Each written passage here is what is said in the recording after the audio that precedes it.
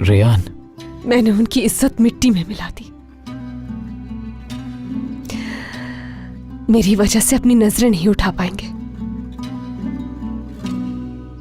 क्या तुम्हें मुझसे शादी करके पछतावा हो रहा है?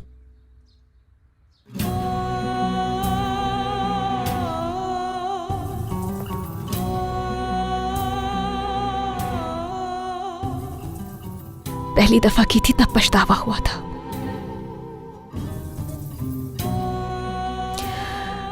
मेरी एक बात का जवाब दो तुम। क्या मुझे दोबारा शर्मिंदा करोगे कभी?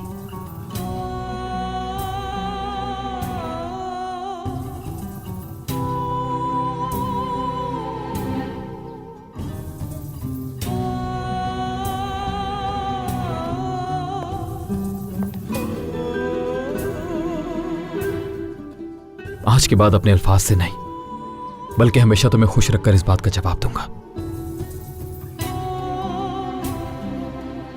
मैं तुमसे वादा करता हूं कि तुम्हें सारा माजी भुलवा दूंगा।